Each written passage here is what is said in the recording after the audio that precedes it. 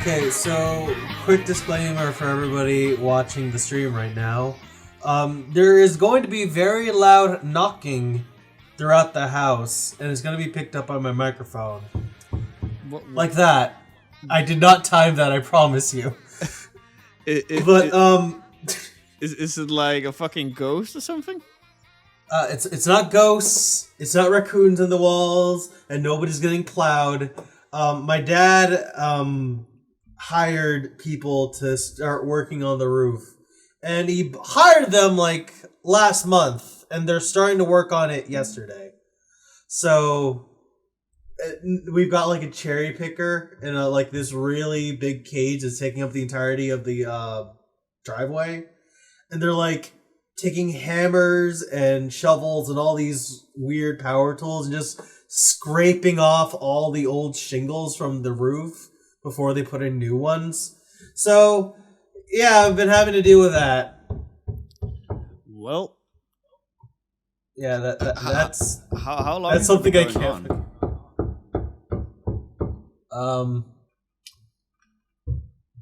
Usually from like 9 a.m. to 4 p.m. So your typical standard time for working? Oh, well, I meant like, has it been going on for a few days or a week or? Literally yesterday. Started yesterday and they're doing it today. Like, I don't know what the hell the deal was, because like we've had their cherry picker sitting in the lot for I want to say since the beginning of September.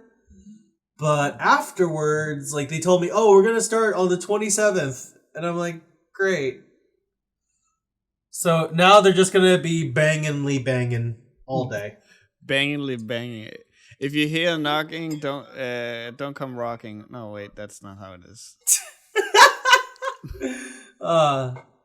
Also, apologies on my end if I'm a bit low energy. I have a cup of black tea to help me re-energize, but also I have been strangely comatose since Sunday, and I don't know why. I think I've been talking to like my friends, and I'm pretty sure I have. We call it my social battery or my spoons, and that's like a metaphor I use for how much energy I have for people around me, and I've been surprisingly empty for a couple days. So, but that's still no excuse to be like awake for I think a couple hours in like the last 3 days, because I've slept through all of Monday, like surprisingly so. Jesus. Yeah, but to make up for that, I have stayed up since 8 p.m. last night, and I'm not going to bed till 8 p.m. today to hopefully get myself back on a proper sleep cycle. To kind of like reset the clock. Oh yeah. I don't think that you're the only one who is like having issues with motivation, because like I don't have any motivation lately either. I think like it's like the turning of the times and all that. Also, I can hear myself. Oh shit, hang on, let me turn off my microphone. Okay, for some reason my microphone picks up my headphones. And I don't know why. But maybe your headphones are a little too loud? Might be. How about now? No, I can't hear anything. Eee. Perfect. But yeah, like I remember the last time where like I didn't have a job or anything. I was like, okay, we're gonna fucking put in the fucking work, my guy. And I was just like making all these like big applications and all this stuff for work. I was like working on like videos for professional portfolio and all these things. Really putting in the time for work and relief and all that stuff as well. And that's not happening now. I wake up, I go to the gym, I come home, and I just browse the internet and play video games. Like I do not have any like kick in me right now, which is weird. But again, I think it's just like the passing of times. Oh yeah, I think so. It's gonna be one of those things where until you have that next big berserk, or you have like that next big like webcomic relief saga, it's gonna be a bit of a lull before you get that kick back in your step. Yeah, Fuck. Like I'm still trying to find my own motivation to get back to work, because like I had it. I'm still thinking about streaming because I got a notification saying that like a while ago I paid off a friend because they wanted to move their husband overseas, and I pushed them over the goal, and the price I bought was for like a streamer kit. Yeah, I think you've told this story like 4 times now. Yeah, I keep forgetting if I do because low energy, but also they told me they're finally starting to work on it right now. So I now have a concrete goal. The issue is now will I actually stay to starting it? Well, that's the big question. Time will tell. Yeah. That's again, like I think I've told this a billion times. Like my issue has always been starting. If you can get me started, I'll fucking see it through to the goddamn end, whether or not I lose a limb. But Lord help me, trying to start is so fucking hard. Oh yeah, it's always just like getting going. It's the same thing with like, I think we talked about this before, like cleaning your apartment or something, where let me just like clean my desk real quick because I have some a plate that I used to eat lunch with, and I have some tissues here and there. All right, then you remove those. Oh, well, now that I'm already here in the kitchen, might as well like clean the kitchen a little bit, and then like you just get going and going. It's always just like that, like getting started, and the best thing is like to do small little tasks at the beginning, and then like. Your drive is going to move you forward from there. Oh yeah, I will say a small thing I have done is something like I've been strangely putting off for a while. I have added more. Hello, Zach. I've started cleaning up my room a little bit, trying to like clean up my space. Like my desk is a little more organized. I now have room for my mouse mats. I have like a little area where I can put my tea or put my drawing supplies if I need it. I actually, the other day, I posted a lot of my Anarchy Dreamers posters up, and that's making me fucking happy. Where did you post that? Because it used to be a bare wall. But yeah, now it's like almost a little mosaic. I for a moment there, because like you mentioned art supplies, and you said you posted something. I was like, did you draw like Anarchy Dreamers fan art, and where did you post it? Because I would love to see that. Well, I've been doing a lot of like personal drawing for me, and while I have drawn like Anarchy Dreamers fan art, none of it I've never really gotten to the stage where I feel it's comfortable putting it on my things. You ever you know what it's like to just like you just yeet a bunch of sketches in your drawing book, and you're gonna feel like one of these I'm gonna actually render, and then you just never do.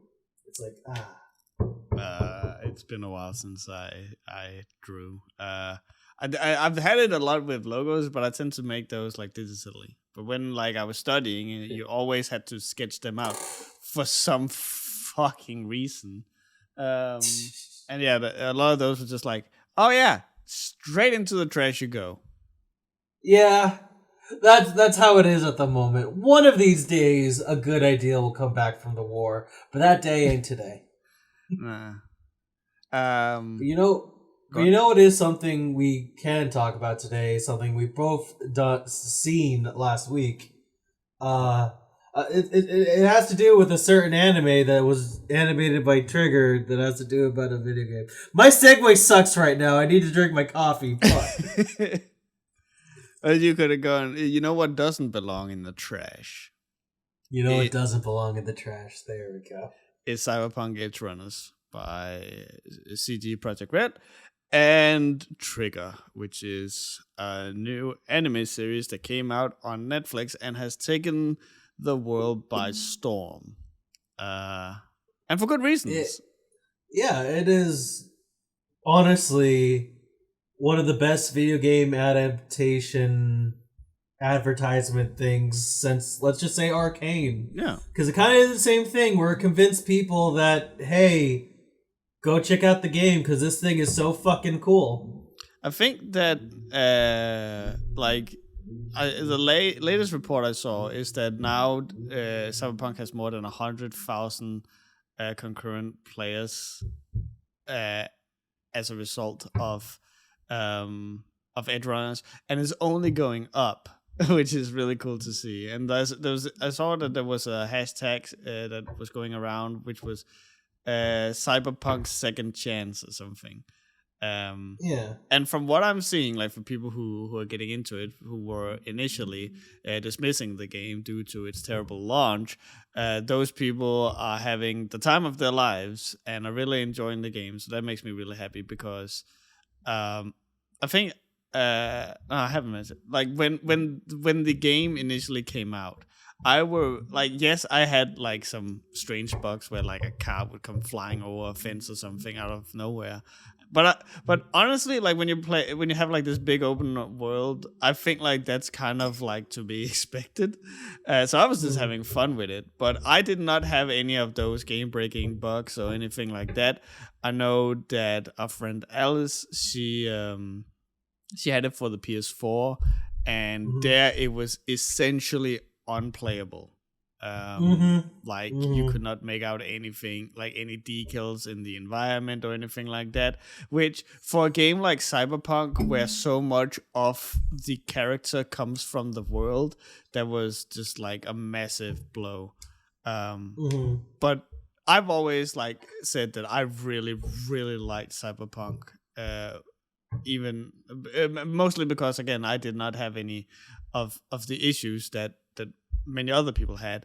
So now that people are actually getting to try the game and where it's fixed, makes me really happy. Just because again, this was a game that I cared a lot for. So to see people enjoying it is always something that you end up enjoying. Yeah. Like I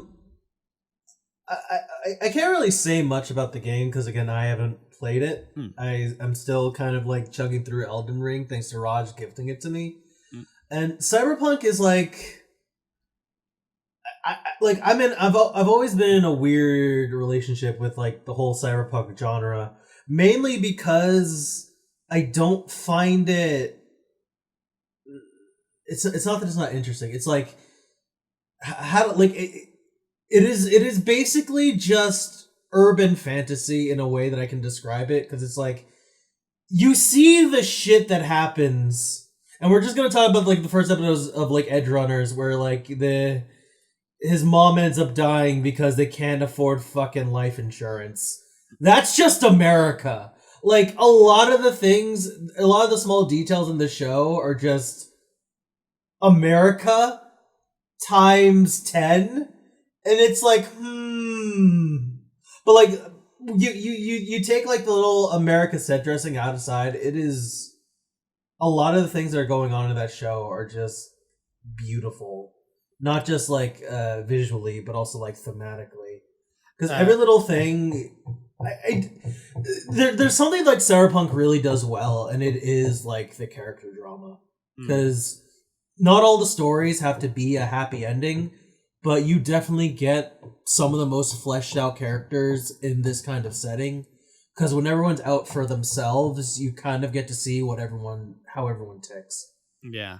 I generally love glitchy games. Calling your car makes it spawn under another vehicle, causing it to shoot up into the sky. I've had that happen a few times. It's really great.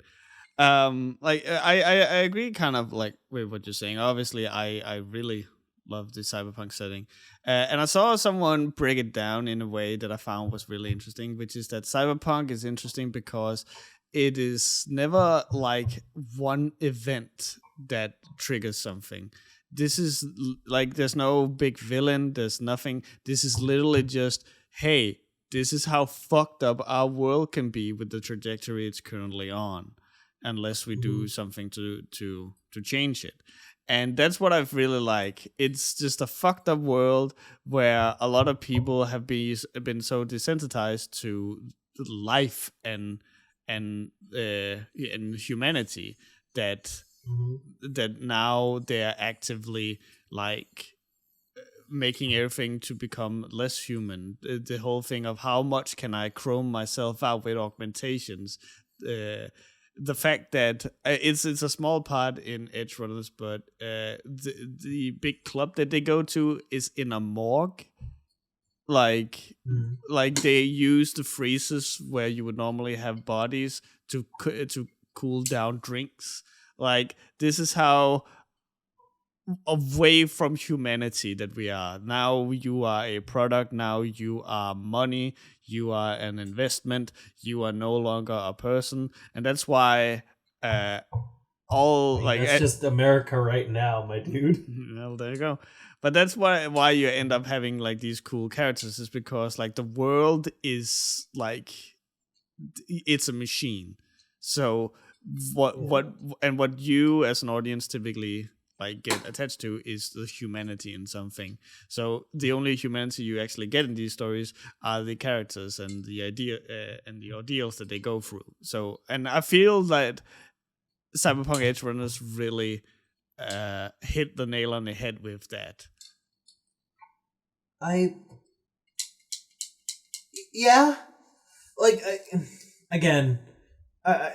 do definitely think that like it really hits home how American this story feels, because you could honestly strip away a lot of the cyberpunk dressing and like you basically get like a story out of Sin City or Pulp Fiction, where everyone's really in it for their own deals, and you can also replace San Devistines and other augmentations with like drugs and shit. But like that I think that's just because I'm desensitized to seeing the American and everything, that I'm kind of forced to like see all these other things where a lot of like the human element is lost on me. And I gotta be honest with one little thing, Lasse, because this was just my little bother thing. David Martinez. When I found out that motherfucker's name was Martinez, I knew he was gonna die. You wanna know why? In fiction, Martinez is like the John Smith for Latino names. And I'm like, don't you fucking die on me, David. And then we get to the last ending and it's like, Well, anyone who's played the game knows that he will die, because in the afterlife, the disco club in the morgue, they name drinks after people who go out in spectacular fashion. And in the game, before the anime was even a thing, you could go and you could buy a David Martinez. Oh shit! I like that, because what Trigger essentially did was take one small element and like a bunch of other little things too, and just make an entire story around these little elements from this game. It's essentially a side quest that's not necessary for you to enjoy the main game. Oh yeah. But it's like fan fiction in a way, you know what I mean? Yeah, and the cool thing is that in the afterlife, they have like these drinks named after people. There are multiple different drinks named after people. There's even one named for someone who appears in the plot of the main story that you get to like make a drink. So like, if it would be really interesting if they just like made season 2 of Edgerunners, which was about this other guy or girl who has a drink named after them, and that kind of becomes the theme of like, you just explain how they got a drink named after them. If they continued doing that, like they'd be on a fucking gold mine. Yeah. I was talking to Raj about this in the spoiler talk, and like we kind of put this in.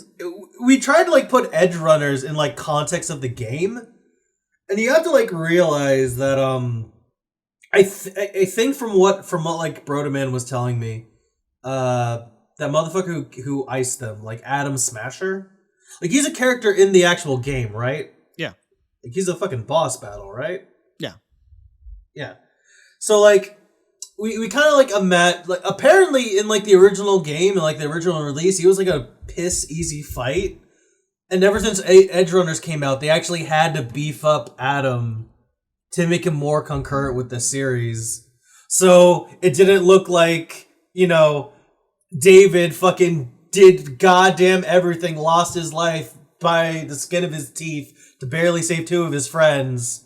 And then you as like as the main character V kind of just iced this guy by like inserting your USB into his neck or some shit. He calls you a fuckable piece of meat. That's literally the first thing you see of him is that you pass by him and he looks at you and calls you a fuckable piece of meat, and then like he pieces out. So established.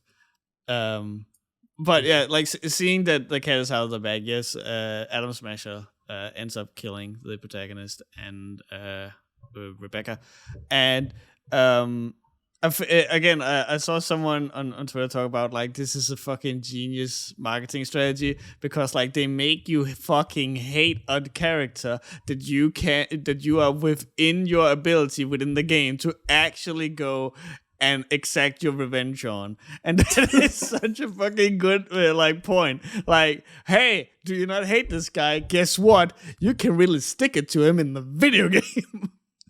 Oh my god. Like, fucking, I wish more just entities did that. It's like, hey, this bad guy? You want to beat the living shit out of him?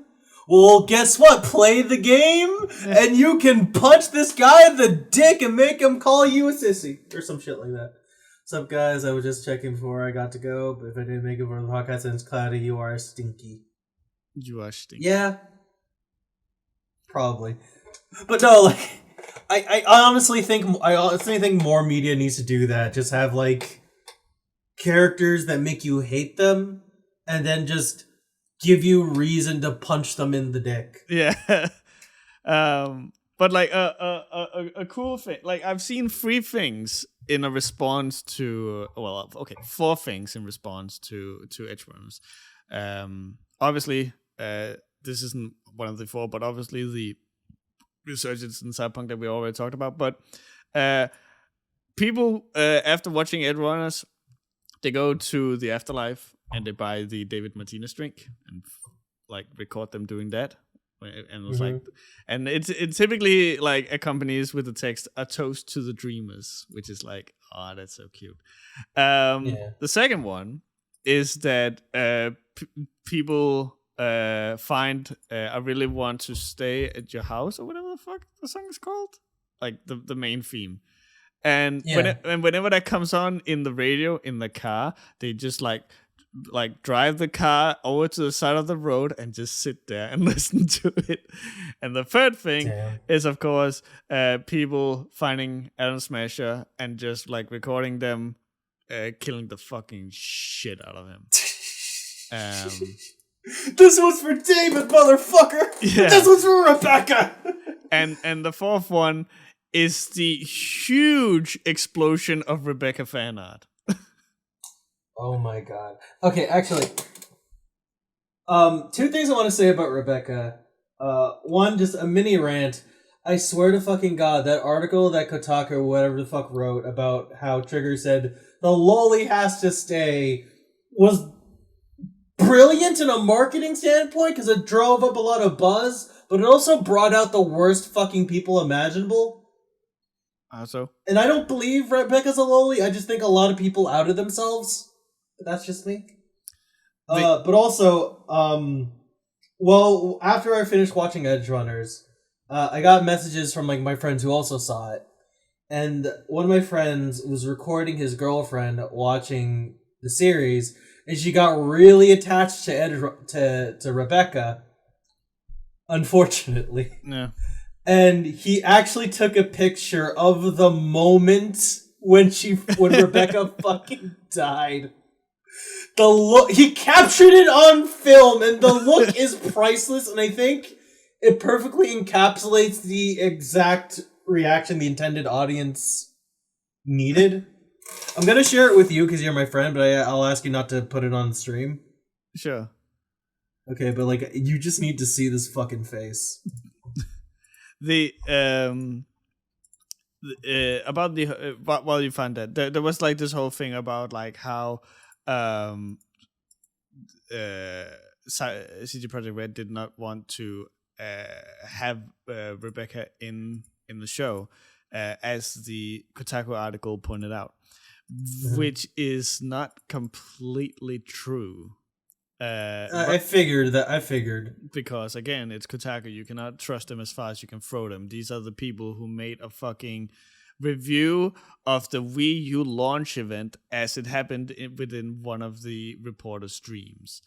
But Rafal Jackie, the director of the series, who is just like the nicest fucking dude on Twitter if you follow him, he named Lucy after his grandma back in Poland, like all these nice things. But he tweeted out just a comment to add context for us wanting to cut out Rebecca. We were quite against it when Trigger wanted to introduce a new character to existing scripts, but once we saw this early design, we were in. She's a super important part of the story and my personal favorite. So like no, they did not want to cut her out because she was a lolly. It was because that they had written a script and Trigger was like, how about we add a new character? And obviously when you have a script and and an outside force suddenly wants to add a new character, of course you're gonna go, I don't know. But then, like, when they explain how it's going to fit in, it's like, oh, yeah, that's a great idea. And they did it. And now we have Rebecca, which is, like, probably the fan favorite. Oh, also, yeah, definitely. Also, this is a destroyed person that you have linked. Yes! It's the fucking Simpsons meme where, like, Bart is rewinding. Quick, let's rewind. You can see the instant that the light disappears from her eyes. Yeah! Like I said, motherfucker caught it the exact moment you see their heart break. Oh. But yes, I didn't read the article because obviously sensationalist bullshit, but I'm glad that you did, and like I had a feeling that's what actually happened. I'm just saying that like the fucking article existing in and of itself did good in that it drummed up hype for the series, but it also just brought out a lot of gross people surrounding Rebecca. Yeah. But no joke, she is an amazingly done character. Like, how do I put this? In my opinion, like, I kind of pegged her as, like, the Harley Quinn archetype. Kind of like V and Harley Quinn. You know, unstable girl with pigtails, yada, yada, yada. But, like, the fact after a certain point where she, like, gets really mature about it, and she's, like, she's obviously coming on to David, but she kind of, like, accepts her place. That he's never going to see her the way she sees him. I don't know, something about that was like, you don't get that kind of writing for this kind of archetype. No. And I think that also just makes everything feel good, you know? Yeah, I love the part where she's just fucking like cursing David out, going, I suck at this whole thing of like just being your friend. Because like and again, this is the human element that I was talking about. She's probably used to just having sex with people, and just like which is something you can absolutely have without having any emotions involved. Now that she has a character that she is actually emotionally attached to and interested in, she does not know what to do with herself. And you see that a bunch of times where she's like confused and doesn't really know what to do with herself, or frustrated about like how she chooses to follow David despite her, you know, not necessarily agreeing with his approach. It's such a like interesting thing to do with this character. Sorry, go ahead. I was just saying that like I really like when I first saw all the memes of Rebecca, I was like, okay, Because I too was like, this is like a little lolly-esque character. Okay, I don't really know about this. But then, like, when you got to see her and you got to see the foul mouth on her and like the energy she brought to everything, and like the fact that they made her like the gun-toting psychopath, just like, okay, you know what? You have subverted my expectations in the most perfect way, and I think like when I finished the series and I had to explain it to one of my friends, I explained it as, I feel like Cyberpunk Edgerunners is the anti-anime anime, because it does a lot of things that you have become accustomed to not happening in animes. You like, oh, this protagonist and the girl actually become a couple. They actually have sex. They actually show full-on fucking nudity. They actually show like vicious gore and like people being blown up. They actually have like a lot of political commentary and like all these like like huge cuss words and like very, you know, like risque stuff within it, which like, yes, there are absolutely animes and mangas that do these things, but like the majority of anime that you see is like, this is kind of like a taboo territory to go into. But again, Edgerunners is just like a different breed. Also, like, oh hey, yeah, we're gonna have like multiple scenes to license music by like artists that you probably know. The intro is fucking like the people who made Take Me Out. I don't recall their name. Like, it is so interesting to see an anime like this when you have grown accustomed to One Piece or Bleach or something like that. Even though, like, I know this is probably more mature and, you know, Bleach and One Piece are a little more like young, but still, it was really interesting to see. And I feel like Rebecca is like the best example of that. Okay. So, the one thing I wanted to say is like there was like a line that like kind of like flipped the switch in my head. That kind of like just stopped me as writing her off as like a Harley Quinn knockoff to like being an actual character. And it was like, after she was like pouring her heart out to David, she like just flat out said something along the lines of, "Listen, when I lost my brother, I had you to like keep me sane. I don't know what I'll do if I lose you too." And I'm like, that is strong as fuck as hell. And that's like the most honest depiction of someone talking about their feelings I've fucking seen in media.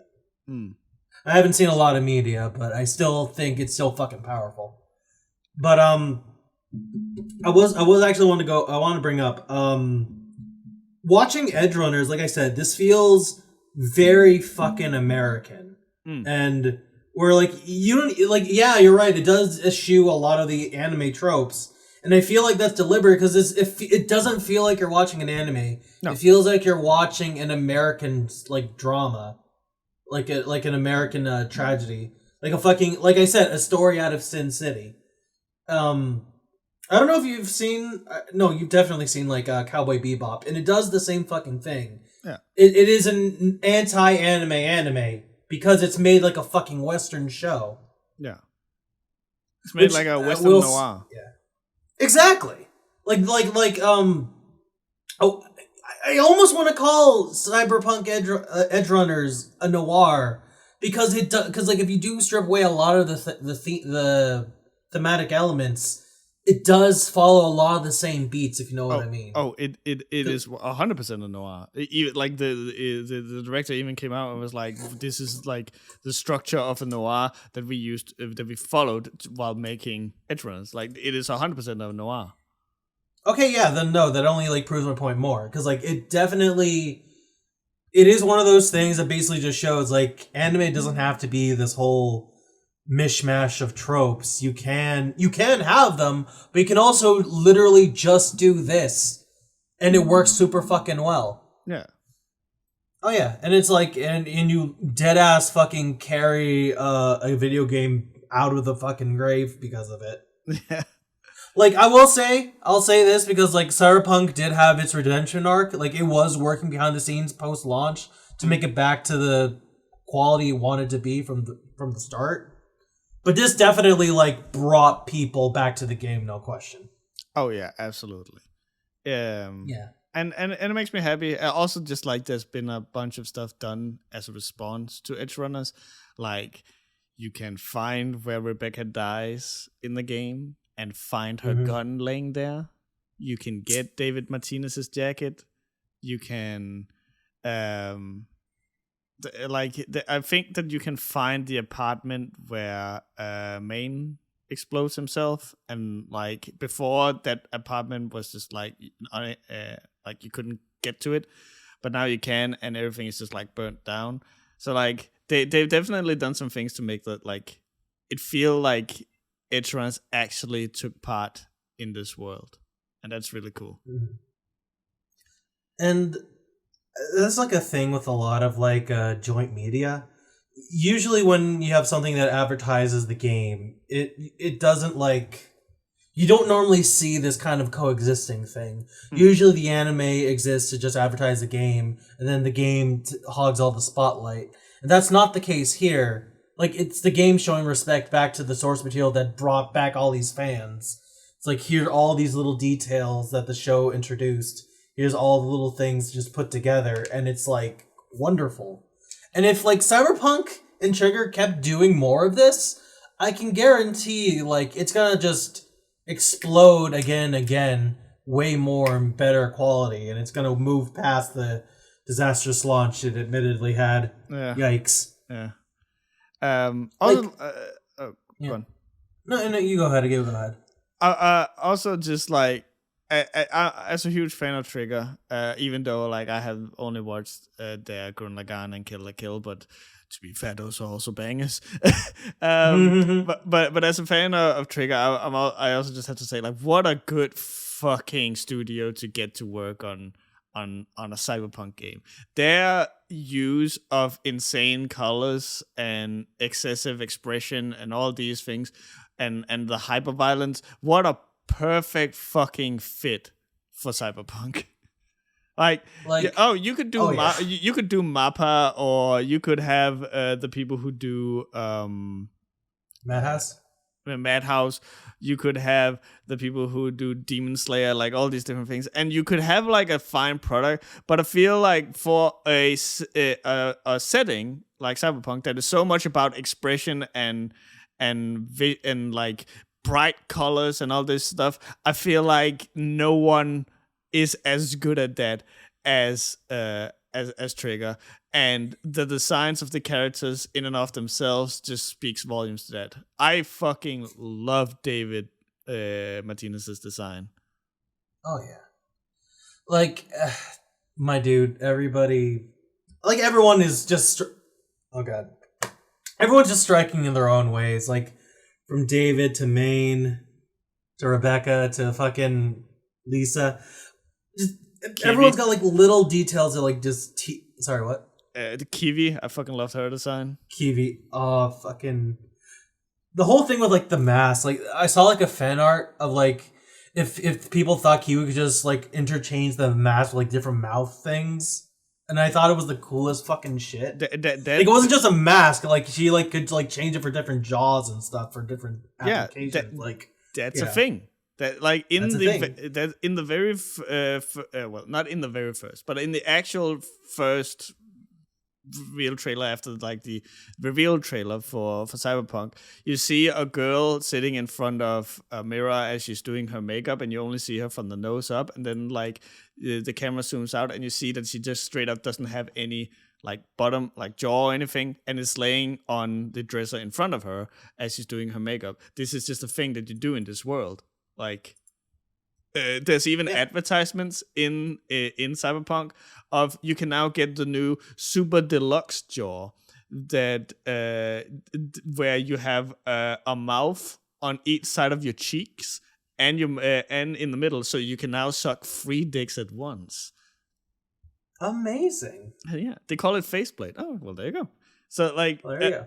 again, it's such a cool thing because like they don't like they show it in passing at one point when Main like loses his shit, that the Main actually does not have a bottom jaw at all, but they never like really just like show it. It's always just like, oh, she just happens to have a mask on all the time, and I always like that because it makes it feel like more like it's a normal thing in the world and not just like, oh, it's super special that she doesn't have this. No, this is just normal, and that's why we don't bring any real attention to it. Yeah. Because you always can assume like she would probably like, change it out for any time. We just don't see it because she just likes it like that. Yeah. Which I think is cool. Absolutely. But 3 times the cash, yeah. Easiest $60 she made in an afternoon. Hell yeah. But speaking of stuff that's not cool. Oh, tell me what isn't cool, Lasse. I will. Maybe not cool like a blizzard. Yeah. Oh my god, that was that was sexy. That was sexy. So I knew where you were going. Blizzard is in the shit again. It feels like one of our first episodes we started out with talking about the massive scandal that was Blizzard, and it feels like it has just come up every now and again ever since we first started this podcast. And so this time, they are really shitting the bed because, like, I don't know if you know this, Cloudy, but there's only like less than 10 days until Overwatch 2 comes out, which I find fucking impressive because I've seen no advertisement for it whatsoever, and probably for good reasons. Because this game feels more and more dead on arrival the more I see of it. We have recently gotten news that new Overwatch 2 accounts have to unlock the old heroes too, which will be something that takes about like, I think someone crunched the numbers and was like, this is going to take 100 hours to unlock all of it. So here's my quick take about that. Like, you know, on its own, if it was just that, I wouldn't mind, because, you know, I kind of like it when fighting games do that. It makes you learn the game, learn every character, yada yada yada. It could have been okay. It could have been functional. Notice I'm using words like could. Because what else did it do? Well, so like again, I am 100% with you. I miss the. I obviously understand why they don't do it anymore for tournaments and stuff like that, but I absolutely fucking miss the time where like, oh, you got Tekken free. Now it's time to play the game with every character because they all unlock a new character. And it was just like this cool thing, like, what do I get when I played with this character? What do I get when I play with this character? And I remember specifically in Tekken 3, there was something like if you had all the characters and you beat it with the with like True Ogre or something that you unlock by having all characters, you unlock a new thing in the Tekken Force mode, which is the one where you were like walking around on the street and kicking the shit out of people. I was like, oh, there was like this really cool reward of like unlocking stuff. But let's call it what it is. Overwatch 2 is a patch to Overwatch 1. It is a patch that removes everything you've done up until that point in exchange for a $40 battle pass. So okay, to be fair, the only, like, if you have the first game and it registers that, I believe that you should like retain all of your heroes still. It is for people who come into the game as new people when Overwatch 2 lands, that will have to work to get these new heroes. So like they don't remove anything, but if you're new and you come in, then you have to work to get it. And like the issue is still that this is a pet. Like, why are you keeping content away from people from a game that is 10 years old at this point? Mm-hmm. Like, why are you like? Why do I have to fucking do that? Especially for a fucking game that is a team-based game like Overwatch, where so many of the characters are specifically based to counter other characters. It's like, oh, they have a fucking Bastion on their team. Well, it would have been fucking fantastic if we could have a Sombra, but I haven't unlocked Sombra yet. So fuck me, I suppose. Yeah. It's kind of like the fighting game analogy. It would have been fine if it did have that just multiplayer. Just to have that single player thing, where you're like, you can use it to learn as a tool to learn how to use the game before you jump into multiplayer. But because this is the game that lives or dies by like your hero picks that decides how much skill you're allowed to have in the game. It definitely just feels more pay to win by fucking locking away content that should be free, but yeah. It's like I saw someone tweet something to the effect of, if you are to this day still playing any Blizzard product, that has to be classified as a form of Stockholm syndrome. Yeah. Fucking when I saw the news, it was from like a news guy who I knew a long time ago as like someone who really loved like World of Warcraft and stuff. This wasn't Asmongold. This was like some other guy. But like I saw at the end of their video, guys, please, I'm begging you, don't buy this game. Don't buy any Blizzard product. Like you're only making everything worse by doing it. And he was right, because when you spend the money on for something like this, you're just telling them it's okay to, that for them to waste their money. Like, I know the devs themselves are probably good people, but the devs aren't the ones making these decisions.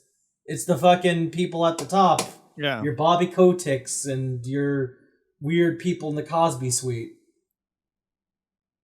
Yeah, but and so like this is fucking like terrible and dumb and like you would think this was as low as they could go. Oh no. But this is Blizzard. So there are more news right now, which is that Overwatch 2 will record voice chat and requires a phone number to play. I love the post where that came from, because it's like, I didn't know what the fuck a postpaid phone was, but apparently it's the opposite of a prepaid phone. So if, say, you're like impoverished like me, and sometimes you just can't afford a like $100 a month contract with like Verizon or some shit, and you just want to be like, hey, here's my phone number to play my service game. Oh, guess what? Not only did you have to pay $40 for the battle pass, not only did you have to pay to install the game and all this other shit, but because your phone is a prepaid phone and they need a real ass phone number, I'm sorry, bro, you can't play your fucking game now. Have fun with that fucking like malware you just installed into your computer, I guess. And then I guess I can't be an Overwatch gamer. I guess I'll play a fucking Yahtzee. Yeah. So like this has brought a lot of different like opinions. I'm happy to see most of it is outrage. I saw one that was so fucking perfect, which was, here at Overwatch, we monitor your voice recordings to make sure that you don't get harassed. But we don't monitor the conveniently shredded evidence about the rape allegations at Blizzard HQ.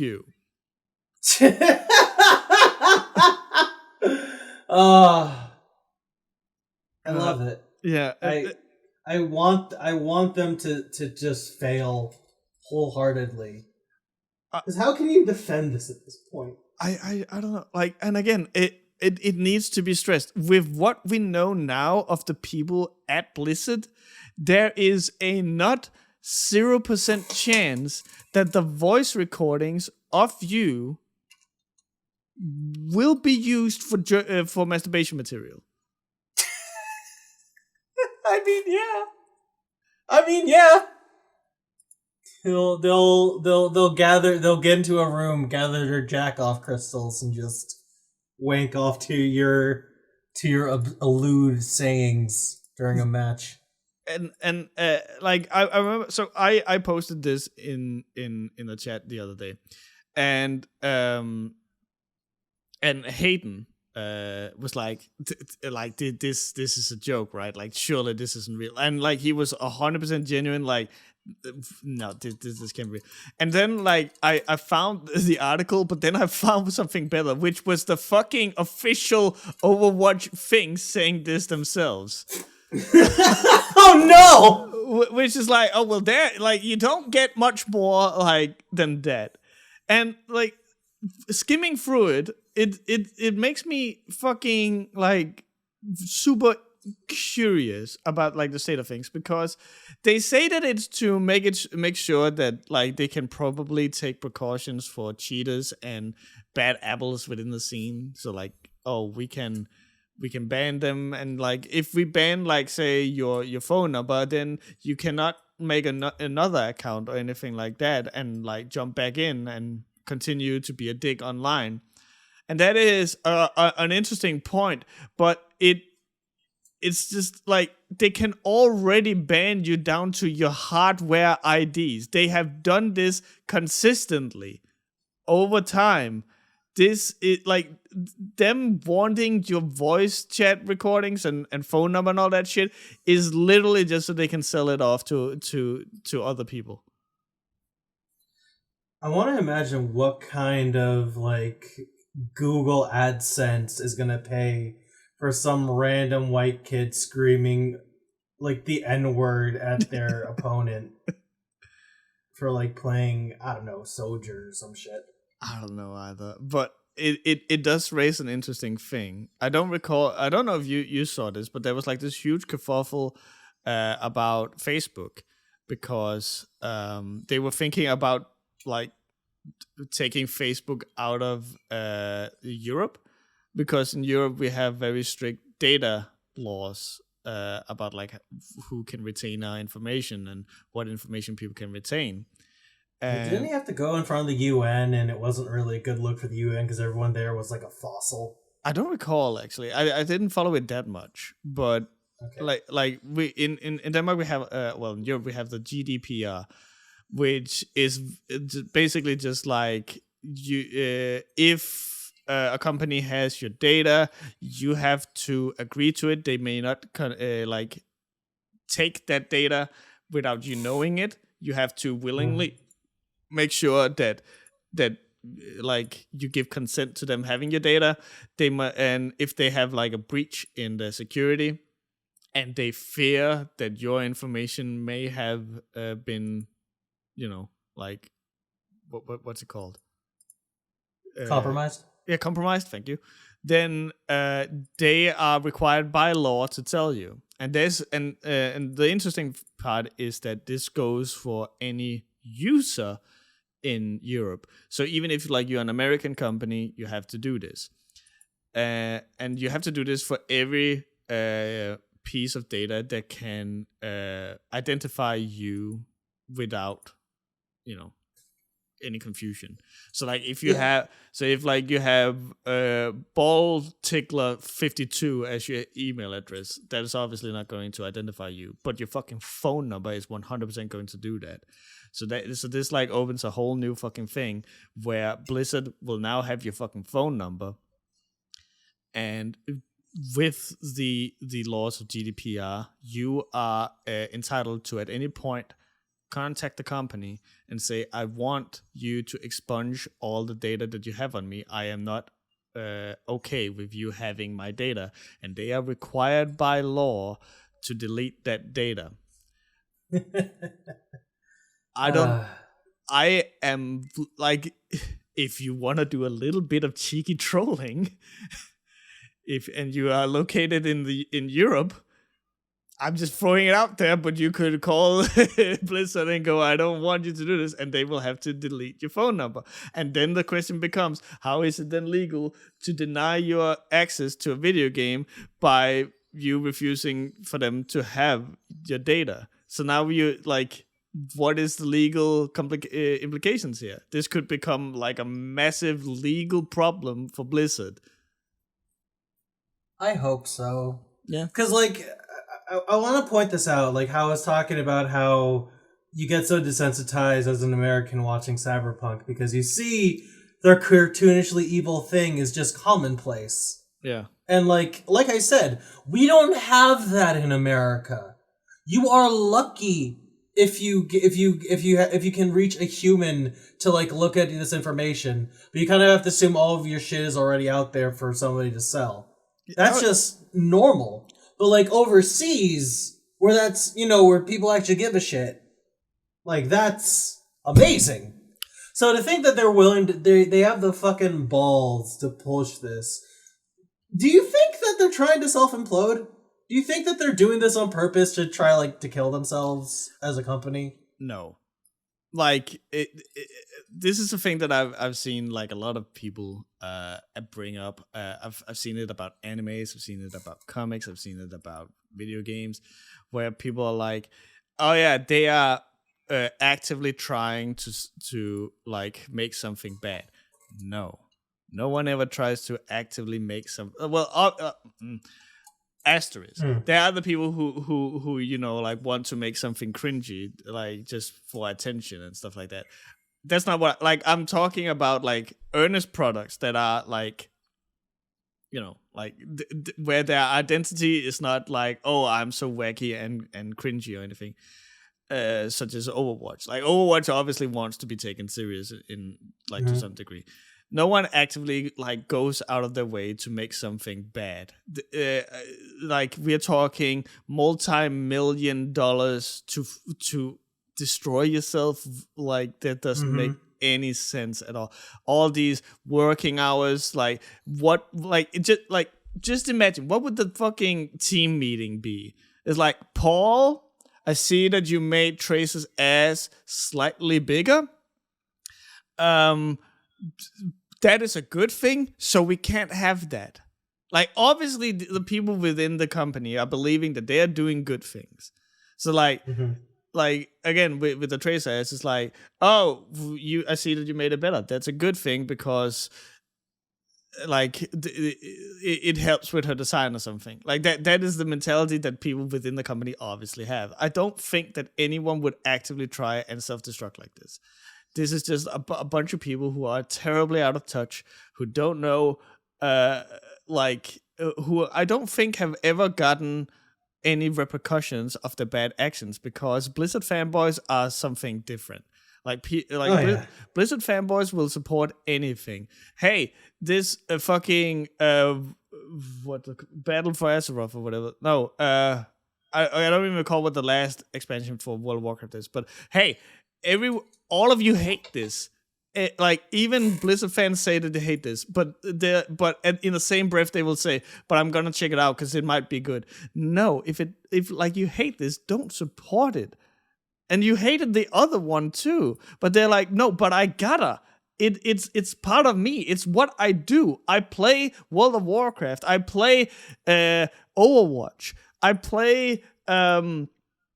Fuck, I don't even fucking recall what else they have. Diablo, like all of these different things. Like, if you are kind of like making it a part of your personality, like it's like you have when you are interested in football or something, you have a team that you cheer on, and I feel like it's the same thing for Blizzard. And real quick, just while I remember it, about Diablo. I think like this really explains how little people actually give a fuck about Blizzard as a whole right now. Because you probably heard, but there was like this massive data leak for GTA 6 where some hacker got access to that and posted it online, and everyone and their fucking mom was talking about that, because I think like they put GTA up like 6. What was that? Yeah, it was GTA 6. From what I recall, there was like a lot of like unfinished ideas, story plans, things they were planning on doing. Yeah. They basically got like the concept sheet for the game, for the story and all that shit. So it wasn't even like an alpha build or anything. No. It was like way out there, and there was like posted a 20-minute video about like footage from the game or something. which it is what it is. And everyone in the fucking mom was talking about this, and are still talking about it because the FBI has caught the dude, and he's being, like sued to hell and back. It's apparently like an 18-year-old kid from England or something. Damn.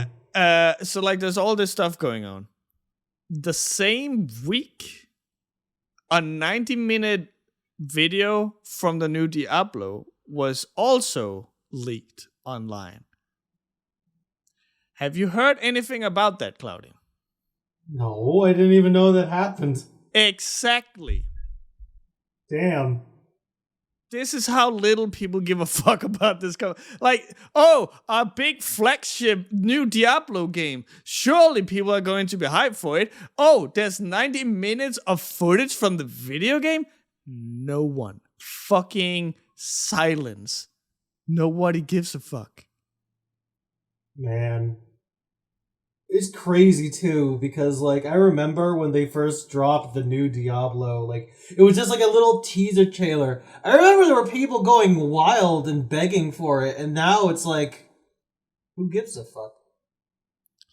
And I knew some like hardcore ass Diablo fans too, and it's just like, damn, how do you fuck up this bad? I don't know, and it's wild because there used to be a time where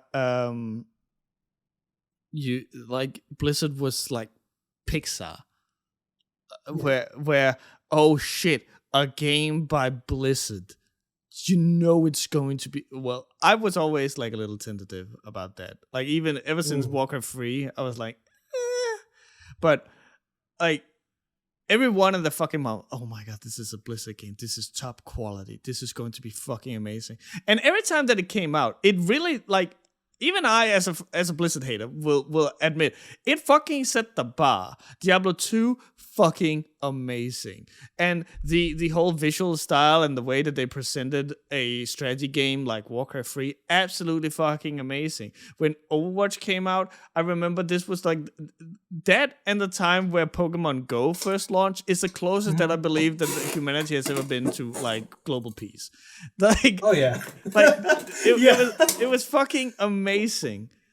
And look, like we'll never forget the time I just randomly hit the skybox for no fucking reason because a Reinhardt hit me. Yeah, and yeah, we played it. We had fun with it. But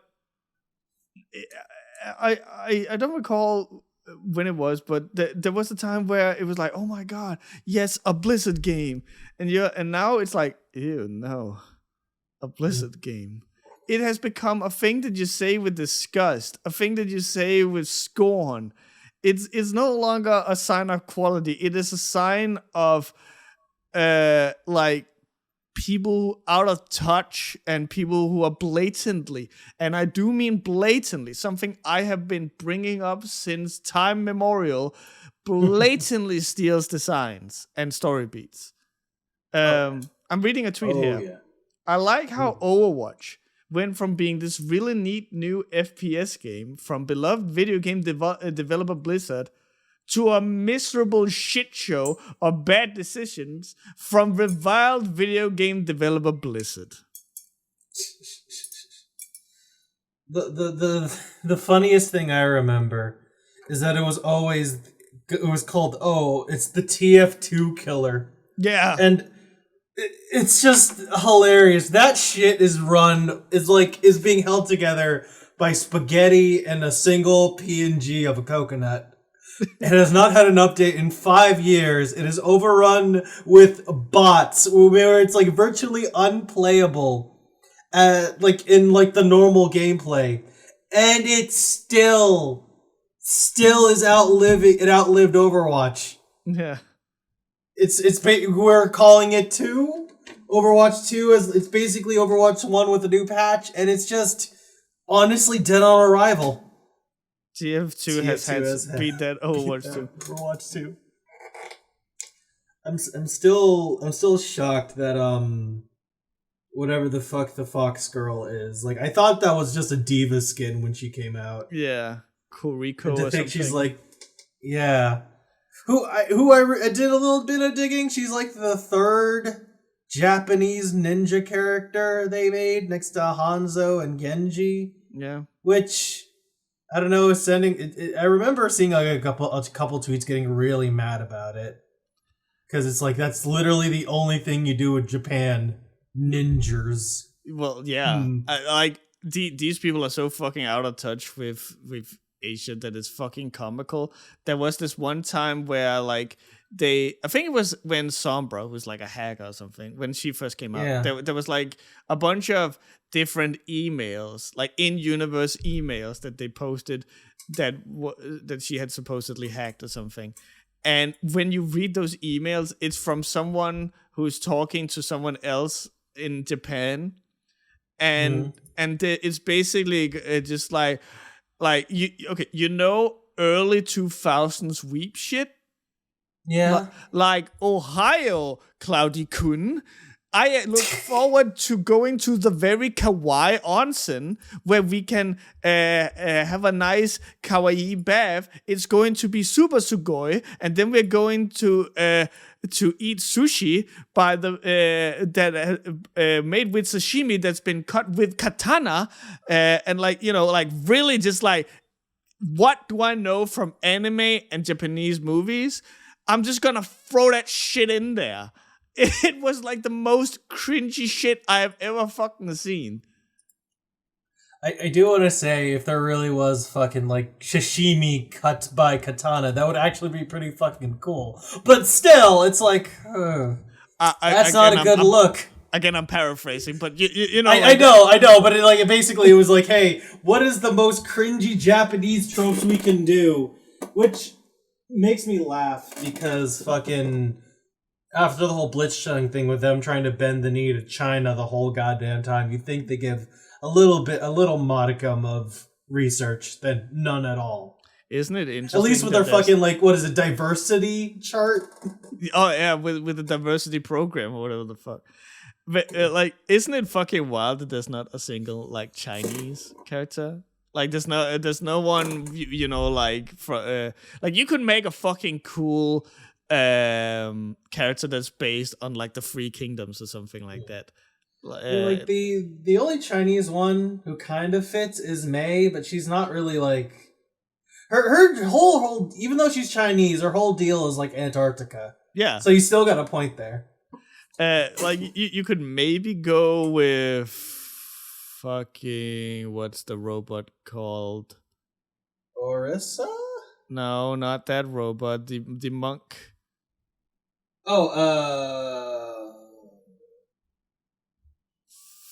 Fuck. Yeah, so no, that's Challenge Showdown. Fuck. No, don't tell me. Ball guy. Yeah, ball guy. I keep wanting to say Symmetra, but she's from. She's the Indian chick. Yeah. Zendaya. Okay. Well, real talk. I think this also goes to show how memorable a lot of the designs are, because the only ones that we can remember the names of are the ones we've seen porn of. Yeah. Which, you brought up a fantastic point about that the other day. Have you seen any porn of the 3 new girl characters? No, I have not. So I follow some thirsty, raunchy ass accounts on Twitter because I'm horny on main and I don't even fucking care. Mm-hmm. I've seen fucking everything on these fucking accounts except for any of those 3 fucking characters. I have seen a billion fucking more horny ass art pieces of the sheep from Cult of the Lamb than I have seen a single fucking nipple of any of these 3 girls. I'm gonna be real with you. First off, so have I. So I'm glad I'm not the only one who's been traumatized. But the fucking diva reskin, I'm gonna keep calling her that. Japanese Asian chick. That is bread and butter anime waifu bait, and she has nothing. She even has fox ears and everything. And nobody fucking wants her. there's the fucking chick from Australia that's like, oh, hot, brown, big, brawny girl with abs and midriff and all that. It's like, oh, you mean the thing that Lasse likes? Oh, that's nice. Nothing. Actually, here's a fucked up thing. Our brains rewired ourselves to make her brown. She's actually like pretty fucking pale. Well, fuck like Junkrat me. Without the soot. I know, right? We actually had to forcibly improve the design in our brain. So do you remember when Battleborn? Okay, first of all, do you remember Battleborn? I remember Battleborn. Okay, so those of you who are too young to know Battleborn was made by the same people who made Borderlands. And they were trying to make like the Overwatch killer. That's what they called it. And they were like, even the marketing was just like, hey, what Overwatch doesn't, we do, and shit like that. And I remember the director, Randy Pitchford, or Bitchford as we call him in this household. Pitchford, yeah. He came out and was like, oh, what's this? What? Oh my god, so weird. There's porn of our characters? What a wild fucking thing. By the way, here's the link. What? Oh my god. It was like clearly someone fucking like told him, hey, Overwatch has a ton of porn and it's basically the only thing keeping this piece of shit alive. And so he was like, well, okay, maybe we can start a trend by making porn a Battleborn. It didn't help. But I like the idea, like somebody in Born was like, don't make any porn of our Battleborn characters. We won't like that. And then everyone's just like, okay. Yeah. I'm sure that Randy would not have liked it anyway, because typically the other characters would have to be over 18 when they are depicted in art, and Randy doesn't like that. Ooh. Battle porn. You had the genre name right there and you still fucked it up. Yeah. Damn. Damn. Oh my god. That just cements how bad you fucked up. The bag has been fumbled. The bag has been fumbled. Like D's nuts. Yeah. I am pretty sure that Overwatch did more for Source filmmaking than Source Filmmaker as a program did when it launched. Source Filmmaker, as somebody who spent 5 minutes in Source Filmmaker, is just like TF2, a hodgepodge mess, like held together by spaghetti and one very specific coconut JPEG. Like that, like people use it out of spite, but yeah, no, the shit that Overwatch, it definitely is the reason why that shit still got updates. I like Thank how God you for smut base. I love that you have demoted the picture of the coconut from a PNG to a JPEG. Like it's specifically a PNG for fucking for TF2 because it's actually used as like a shockwave effect, like when a bullet hole hits something. So that I understand, but I am just so pissed off with my short experience that yes, it has been demoted to a JPEG because I hate it. Seriously, what's up with all these insert title hair killers? Speaking of Overwatch killer, besides Overwatch, remember that Lawbreaker game? Okay, so first of all, I want to real quick talk about Lawbreaker. Lawbreaker was made by Cliff Bleszinski, who, if you don't know, is the dude who came up with Gears of War, and he apparently made some investments into VR and has like become vitally successful on that thing. Cliff is a cunt. Yeah. And I remember vividly that when he announced, shortly before he announced Lawbreakers, which failed miserably, by the way, he had said cocky as shit, leaning back in his chair, like legs spread, just so you could see what he thinks is a huge dick.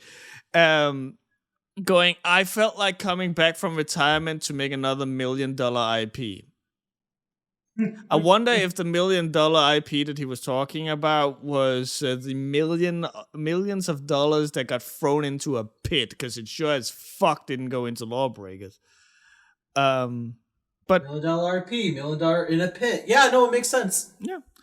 $1 million in a pit. That's what IP stands for. In pit. In pit. But I actually wanted to, because like that, Draco brings up an interesting thing. Like, what's up with all the intertidal hair killers? I think like I don't know what's up with that, and it's been a thing for a while. But I feel like we're seeing it more common now. But they don't say like it's a competitor killer anymore. I see so much like entertainment, video games, movies, cartoons, or whatever the fuck, that are specifically done to spite a demographic. Mm-hmm. Like I remember when Captain Marvel came out, it was like, this is not for fucking white straight men or anything like that. I was like, okay, why the fuck? And there's like, I obviously can't come up with any like examples right now, but I've seen like so many like people talk about it on social media where it's like, yeah, this is really like, this cartoon is really going to upset the people who voted for Trump or something like that. It's like, why are we making so much content to spite people? Why not make content because we want to make content? Yeah. Like, I think a lot of people are getting into the industry. Like, I think there's this like weird jadedness that people have. Because like, I want to put this into perspective. There was like a video game channel called G4 that died recently. It used to be all about like video games on TV, and when like the internet came out, it kind of died down and it tried to revive itself. And during that revival, there was this like lady who made a really powerful rant about how women are being mistreated by men in the industry. It's your standard spiel. And the rant definitely was as spiteful as fucking possible. And you hear it and you see it and you're like, well, the first thing the first thing that goes through your mind is like, wow, this person has been fucked, like, severely.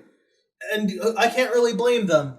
Because, yeah, no, the industry sucks to, like, everybody. Women, and especially to the people who are in these positions now, where they grew up idolizing these positions, like being, oh, I want to be in the gaming industry, and then you take a step in, oh, it's people in the Cosby Suite. Oh, it's people with egos the size of Mount Fiji. It's like all this fucking bullshit. And you just kind of just see that joy for what you were doing go away, and just people get really bitter for no fucking reason. Well, no, the reason is because they're in the industry now. So they kind of just spew it all out because people just hate. They grew up wanting to be in this thing, and now they instantly regret it. So now they're going to make you regret it. And I've seen that a lot more now because like a lot of the smoke and mirrors are kind of gone in this internet age of shit. Yeah. But sorry for going on a quick tangent. The reason I brought up G4 was because someone brought up a really good point where that rant was definitely spiteful, but it wouldn't have tanked the channel if the channel was good. No. And that's the thing about all this spiteful bullshit. You could definitely get away with that if you made a good product, but at the end of the day, it's not really. Like, half the time, it's usually the people who are this cocky and this spiteful that always end up with, like, a project that fails. You could say it fails because it was spiteful, but if it was really good, being spiteful wouldn't have tanked it. No, I definitely think that you're right in that like if you make a good thing, then that's going to work on its own. Like nothing is going to fail because it's spiteful, but it won't be. But if all you're doing is make a game out of spite, or a product or content for that matter, out of spite, it's not going to be good. Imagine, like, let's bring up Berserk because it's Berserk. Imagine if Miura was like, yeah, fuck Goku, fuck Dragon Ball, and he made like this entire thing out of spite for that. Like, you would not get Berserk, because Berserk has so much love. It's a man who fell in love with the world that he created, that he wanted to fucking expand on it and like really sell it, and put so much hard effort and work into it, that we got what is like Berserk now, and it's so amazing. But if it had been like I can imagine that if you are making something out of spite, you basically have like a checklist of like, oh, I gotta shit on this because this is what those people that I don't like, instead of what am I gonna put in here because I like it. And I feel that if you have something where like everyone knows that if you're passionate about something, you have a whole lot more to say, and you're much more inclined to work on it. Again, 6.5 hours worth of Berserk video. So like, so I feel that you're willing to put more thought, more care, more life, more soul into a product if you actually care about it. And I don't think that you care as much about something if you're doing it to disrespect or shit on something else. Oh yeah, 100%. And I think that's like the thing you touched on that's like perfect. And Berserk is like the best example of it. And I like, we had this discussion in like another chat where I can go through a really depressing story if there is that hope there at the end of the tunnel. Because it's not enough for me to not like a story if it's just going to be a downer ending. Because you can have a misery march of the worst things happening, but you always need to have that like love in there, and it needs to be apparent. Like, you can see Miura's love in Berserk in every fucking panel of that manga. And you can, like, contrast that with, like, any fucking, like, doom and gloom, hypermasculine, like, comic book from the 90s, which I can't even think of one, but, like, they were a dime a dozen, because they were all just big, meaty hate boners and violence and shit. And you can tell it's just white noise of bullshit. There's no substance there. Yeah. You can tell in like stories like this or in Edgerunners, there is substance to the suffering. There's reason, there's emotion, there's depth. And you can especially tell that the only way you can get through these downer bullshit is if you have that maturity and depth to go with it.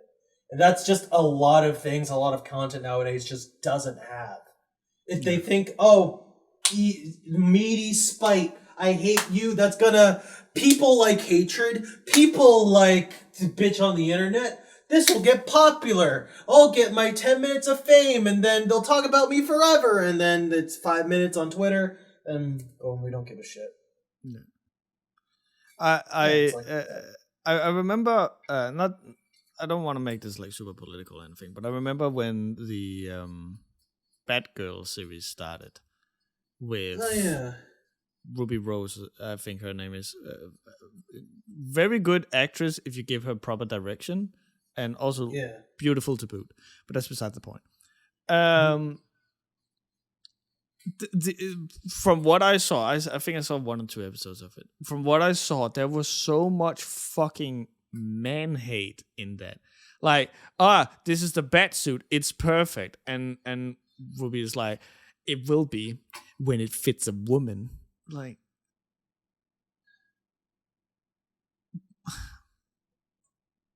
why? Like, you cannot, like, what does this add? What does this prove to the point of the series? Like, what narrative theme are you trying to explain with this? No, it's just because fuck men. And like, there was just like this tone of contempt against men throughout a lot of the series, where men could not do anything, and women were so much more capable than men. And I will like fully admit that this was a thing that Hollywood did a lot of back in the day, in reverse, where it was like women cannot do anything, they are only damsels in distress to be saved and all that shit. Yeah. So I do get that there's like a little bit of that going on. Resentment. Yeah, and that is absolutely fair, but this felt like where in back in the days it felt more like a thing where it was a product of a time where there wasn't like an active effort made to belittle women. It was just like this is the norm, I guess, for the mentality at the time, which obviously is a wrong thing, but you know, it was still like, oh, women are supposed to be in the kitchen and are powerless and yada yada yada. But this feels more like, yeah, but fuck them though. Like it really feels like, oh, I'm zeroed in on you, motherfucker. Bang. Like, So all that to say is like the insert title killer here. Again, I don't like Overwatch. I think Overwatch is a piece of shit. I liked it when it first came out. I think all the characters are lazy. I think the designs are poor. I think the sales practice of it is shitty. The audio design is terrible. The story is some of the worst I've ever seen. But I cannot deny that it was a good game when it first came out, and they have done well to retain the players throughout the years. And that's because Overwatch was not made to disrespect, like to kill anything. It was made because people wanted to make the game. Then you see games like Battleborn and Lawbreakers that were actively made to compete with Overwatch, and they failed as a result of that. There was also a lot of that when the whole Battle Royale thing came out, where everyone and their mom were trying to make a Fortnite killer or Player Unknown Battlegrounds killer, and and so many of these games also failed. And that's because they were not made because they wanted to make a good game. They were made because they looked at, what does this game not have, and what does it need, and let's put that in there. But then, like, you get so laser focused on these things that you do as a response to something that you don't say something yourself. You just respond, I think is the best way I can say it. No, that's basically it. Like, we kind of zeroed in. Like, you can definitely tell the difference between a game that's just marketed as an X killer or in a game that is made as an X killer. Because I do remember vividly that Overwatch was marketed as a TF2 killer, mainly by the fans. I think like the company wanted to keep that kindness to Valve, because we're trying to take your players, but we want to be respectful because they're going to be the ones who are going to get addicted to the loot boxes. Cough cough. But like it's like with Battleborn and Lawbreakers, when you're trying to just actively compete with the biggest fish in the area, you're just gonna fail. It's better to just like build a niche for something that you like and just cater to that. Yeah. Because when you try to trying to steal somebody else's audience from the bigger fish, you're not really gonna get it. No. Not gonna get far. Exactly. Just a reminder, the bumbling dad trope, Homer Simpson, Peter Griffin, exists to balance out the dumb wife characters from earlier times. I did not know that. Me neither, but dumb wife. Dumb wife. It's weird. I don't know, because like I'm thinking back to like I don't know much about like I'm a very uncultured swine. When I think old time, the first one was like Wilma from fucking the Flintstones, and I'm like, that bitch was like his whole ass brain. Yeah. Fred is a literal caveman. Yeah, and he wasn't pulling her hair around; he was pulling him by the ear. And I'm like, wait, The dumb wife was a trope? But then again, married with family. With fair. yeah, you remember his wife? Barney? With Barney's wife? Or No, Love and Marriage. I do not know what that is. It's old fucking series. I think Al Bundy. He constantly sits on the couch with his hand down his pants. Al Bundy. Right. Al Bundy. All right. Well, his wife was dumb as a sack of bricks. Married with children. Okay. I never seen that. What the Okay, I'm showing. I told you.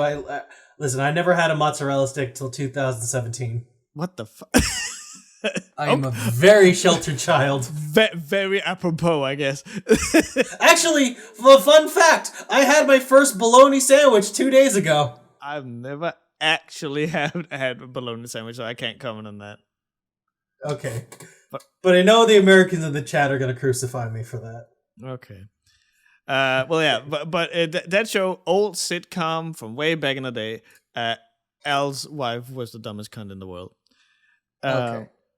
But in case someone wants to tell us about dumb cunts, and or what game is the Overwatch 2 killer, where can they send such an email? Oh, they can send their predictions and suggestions to webcastrelief@gmail.com. So if you want to yell at me for all the media I've never seen, or all the things you want to poke and ask me what I haven't seen in life, and be incredibly disappointed in me, where can you ask that, Lasse? You can ask those questions at webcastrelief@gmail.com, and it might sound a little something like this. So we've got a couple questions from people, from new time askers from the show. Okay. So the first one is from Dreamer's Journey webcomic. So we got a webcomic writer over here. Okay. And they say, Dreamer's Journey, hi. Go read it, I suppose. First I want to say, I hope you're doing well, Cloudy, because I had a stomach bug last week, so thank you. You read in the Discord that I was sick and hope I feel better. I feel better now. I was sleeping for a long time. They have one question, and they don't know if anyone's asked this before. How did we become friends? It was something they were very curious about. Oh, okay. Just real quick before we get into that, I tried to look up Dreamer's Journey webcomic on Google and nothing came out, so I'm a little worried. We'll do some investigation and see if we can give you a proper shout out. But as for how we met, this was during the Skype days, man. Oh yeah. Okay. So this was during the Skype days, but we actually met up somewhat before that. I think it was Holly that had a stream where we hopped in, I jumped in, and then I remember Zach and Hayden. I think Al was also there. I think everyone who's actually a mod on the Webcam Relief server were actually there with Sans, Rogeru, and Emily. But I think we were all there, and we kind of just hit it off. And I remember I was playing a video game, so I was half in there. And then I think after that we made you guys made a Twitter group conversation or something. Yeah. Where you were just and put me in there as well, which I was pretty happy for in hindsight. But at the time, I was fucking annoyed because every time any one of you sent a fucking message, if my phone would vibrate and make sounds, and I had to have it on audio because this was the time where I was a store manager. So it was in case an employee calls or something. And I remember I had to go, can you guys not make a Skype group or something? Because this is fucking driving me nuts. And I think after that, you became a Patreon. Mm-hmm.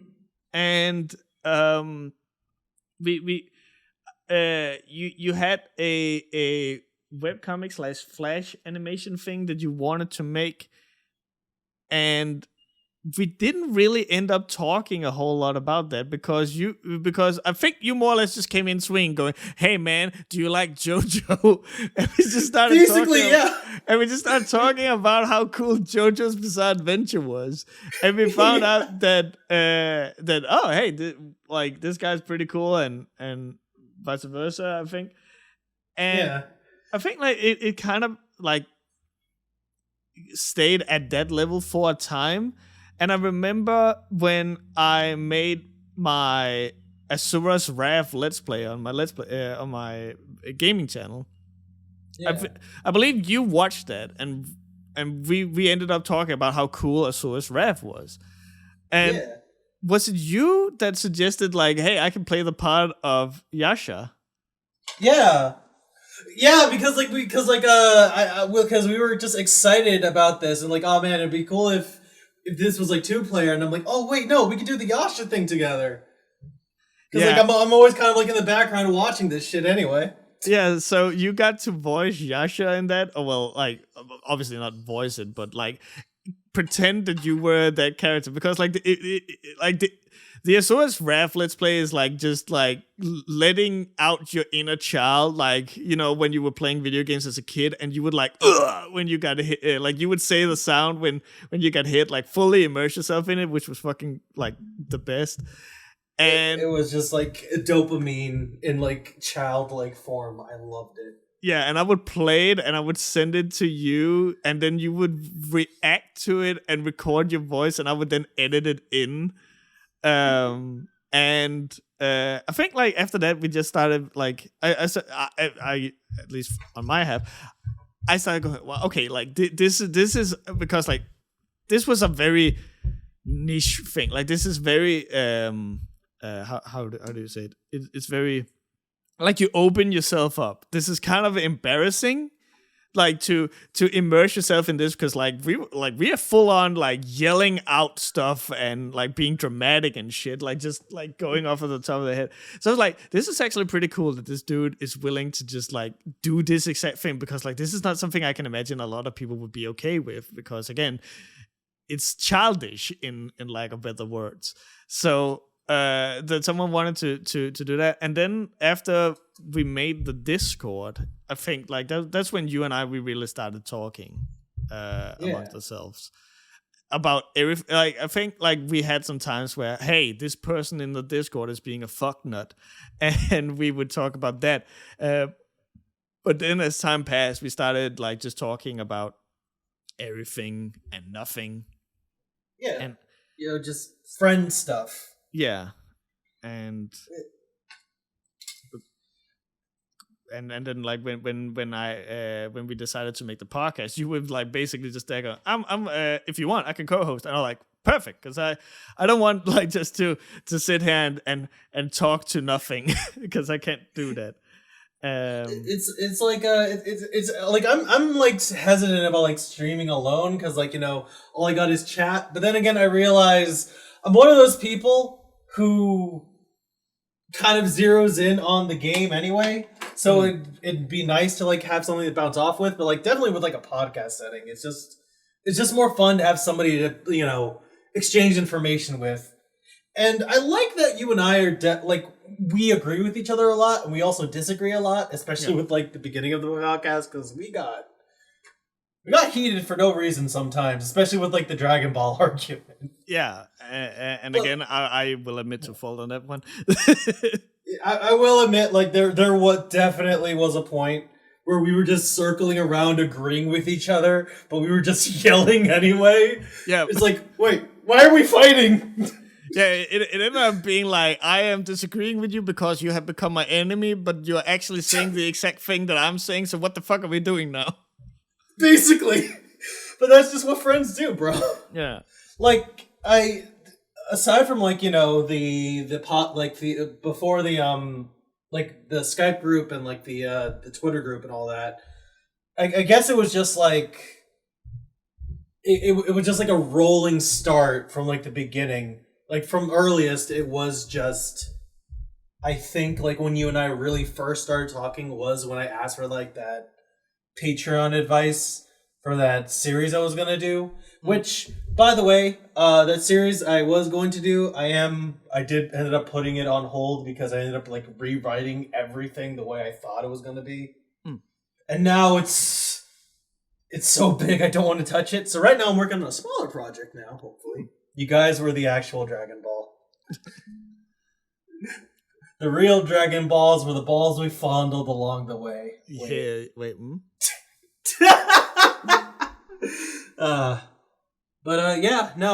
We've kind of just been friends for a long fucking time, and it kind of just became the way as it is. So, yeah. I like obviously there was points in between like all those things that I've said. Like I remember you were very adamant that I had to review Anarchy Dreamers, and yes, I think you were the first one that I told that I was actually going to review it, and I did that because first of all, like, oh, I'm finally going to do the thing that Cloudy's been haunting me for, and then you're like, I'm gonna make the fucking intro for that video, and you fucking made like this really cool sprite animation for it. That was I felt, oh god, there's like a version 1 that no one ever got to see because making that was the week before the Flash file corrupted. So, and this was around the time I had to work like 12-hour shifts at work. So there was a period of time where I just did not sleep for an entire week because I would stay up, go into the factory, work on the mail stuff, then I'd go straight back to animating from scratch and do that all before because you were like launching at the end of that week. And I didn't want to disappoint you. I didn't want to disappoint Emily. And man, honestly, I'm just happy I got that done. But also, I'm still really thankful that you just did all that because it made me so happy. Because, God bless. And speaking of, like we've talked about a bunch about Overwatch. We also had like a period where like we played Overwatch together. Not a lot, but didn't I gift it to you or something? You did gift it to me, yeah. Yeah, because like... And then we played it for a couple streams, and then we had the glorious moment where we were playing, like, in the first game. I was a fucking, what's that cowboy's fucker's name? McCree, yeah. Oh, well, Cassidy now, because... Cassidy now, whatever. He's still voiced by fucking Falco from Edgerunners. But, basically... We were just having a fucking ball. I was a shit shooter. And then, out of nowhere, because I don't know if the game was glitched, but you caught it on camera, and you just got yeeted into the sky, and I was like screaming. Like actual panic mode. Like, what the fuck? Yeah, because you were new to the game. You didn't know what the fuck was going on. Like, did a character do something? And all of us are going, oh, this is a bug, but here he goes. It was the funniest fucking shit. You became the fucking thing that NASA shot at that meteor. Like, you would just fucking propel like fucking 1,500 miles an hour. Like, I single-handedly deflected that meteor. You're welcome. Meteor. But yeah, we've got that is us. That is our yeah, we were friends for a while. And, yeah. And just putting it on record, you will find few people who are as cool a dude as Cloudy. I have been able to, ever since we became friends, whenever I was hype about something, I could share with him. Even though I know that it was not something that he was interested in, he would share in the hype. And when I've had my downs, you can always count on Cloudy to, like, hype you back up and empathize with you. Even though, again, if he doesn't, like, can fully... Like, again, sometimes it was like career stuff where it's like a little like, I assume that you don't really know how it works in Denmark, but you were still able to like help me up again. So Cloudy's a cool dude, and I'm happy that he's my friend. Honestly, I could say the same thing about Lasse. Like, I'm gonna be real. I'm a very big happy-go-lucky ball of sunshine when it comes to like internet stuff. But there are times when I'm either tired or comatose or too much. And I gotta say, if you ever need, like, just somebody to be a level head and somebody to, like, just bring that spirit back in you. Lasse is your guy. Like, I'm honestly really thankful I got to be your friend, bro. Right back at you, bro. Damn. So enough of that gay shit. What's the next question?